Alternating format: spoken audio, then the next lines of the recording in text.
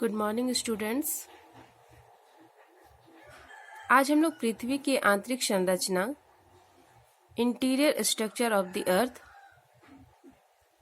के अंतर्गत जो अप्रत्यक्ष प्रमाण है उसका अध्ययन करेंगे। चूंकि पृथ्वी की आंतरिक संरचना के बारे में प्राप्त ज्ञान अप्रत्यक्ष प्रमाणों पर आधारित है, बेस्ड ऑन इनडायरेक्ट सोर्सेस।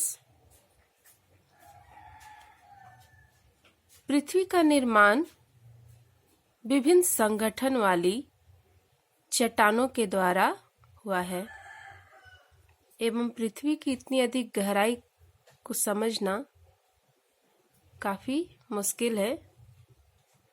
तो पृथ्वी की आंतरिक संरचना कैसी है, इनका अध्ययन करने के लिए हमें अप्रत्यक्ष प्रमाणों का सहारा लेना पड़ा है, जिसके अंतर्गत हम लोगों ने पिछले क्लास में घनत्व, डेंसिटी, तापमान, टेम्परेचर, प्रेशर, दबाव के आधार पर पृथ्वी की आंतरिक संरचना कैसी है इसका अध्ययन कर चुके हैं।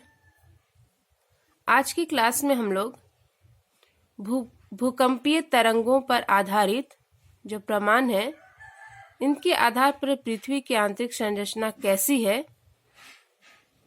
इनका डिटेल में स्टडी करेंगे। तो नेक्स्ट जो इनडायरेक्ट सोर्सेस है, अप्रत्यक्ष स्रोत हैं, भूकंपीय तरंगे, अर्थक्वेक वेव्स।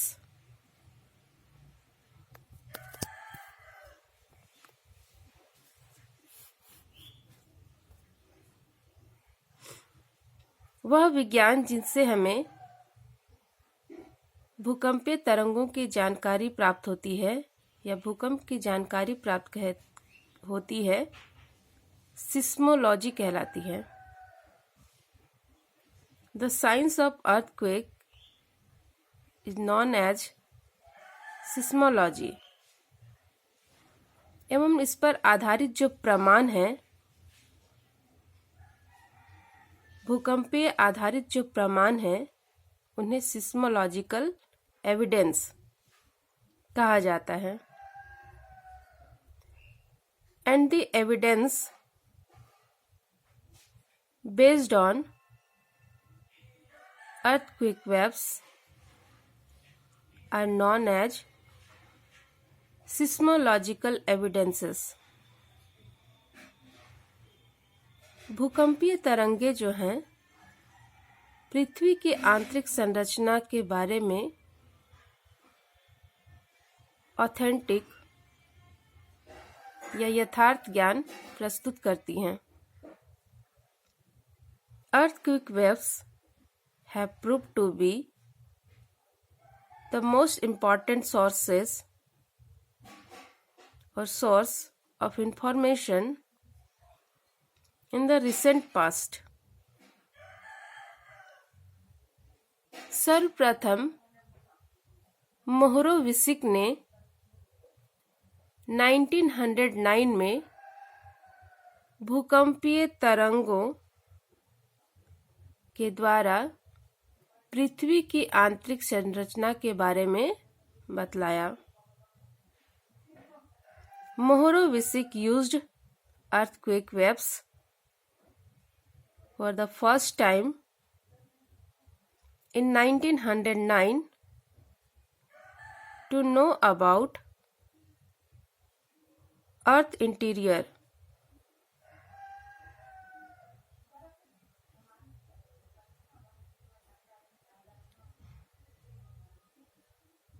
भूकंपीय तरंगे मुख्य रूप से 3 प्रकार की होती है। 3 types of earthquake waves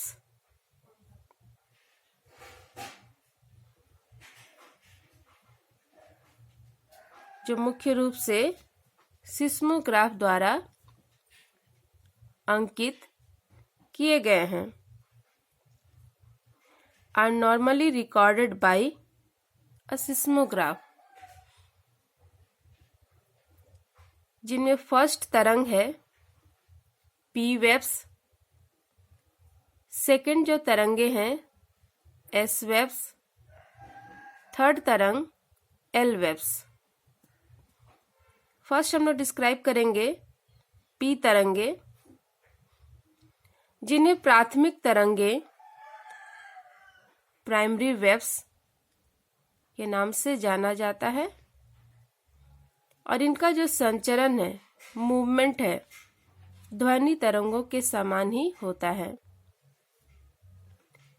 अर्थात इनमें अणुओं का जो कंपन है तरंगों की दिशा में आगे पीछे की ओर होता है, अतः इन्हें अनुलंब तरंगे, लॉन्गिट्यूडनल वेव्स या संपीड़न तरंगे, कंप्रेशनल वेव्स भी कहा जाता है। ये तरंगे जो हैं ध्वनि तरंगों के समान ही ठोस, तरल एवं गैसीय माध्यम से होकर गुजर सकती है। देखिए क्वेश्चन यहीं से अराइज होता है, P तरंगे कौन से माध्यम से होकर गुजर सकती हैं? तो ये जो है लिक्विड, सॉलिड एवं गैस तीनों माध्यमों से होकर ये गुजर सकती है एवं यह सर्वाधिक तीव्र गति से चलने वाली तरंगे हैं। इनका जो वेलोसिटी है वो 8 किलोमीटर पर सेकेंड है।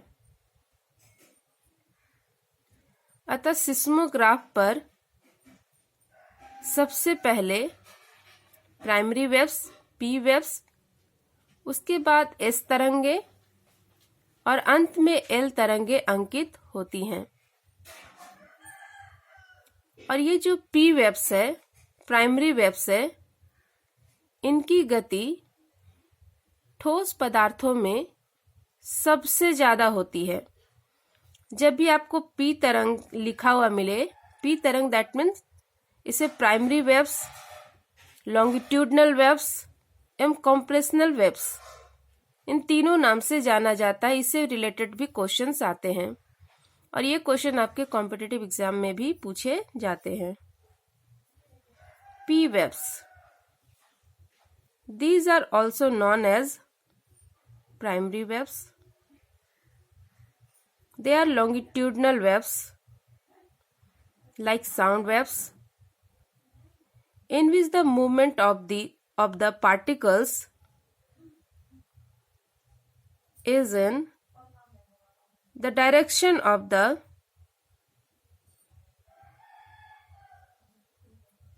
propagations of waves. Their average velocity is, देखिए क्वेश्चन यहाँ से अराइज होते हैं, इनकी वेलोसिटी कितनी मिलती है। Their average velocity is 8 kilometre पर second, which is higher than any other waves. ये जो तीनों वेव्स है, सेकेंडरी, लॉन्ग सरफेस वेव्स, इन दोनों से इन वेव्स जो है प्राइमरी वेव्स का वेलोसिटी सबसे अधिक मिलता है। P waves can travel through all the mediums including solids, liquids and gases. Questions यहाँ भी पूछे जाते हैं कि P तरंगों का कौन से माध्यम से होकर गुजर सकती हैं, और ये है तीनों माध्यम से होकर गुजर सकती है, solid, liquid and gases. Next जो S वेव है एवं L वेव है, S वेव, L वेव, इनका अध्ययन हम लोग नेक्स्ट वीडियो में करेंगे। Thank you.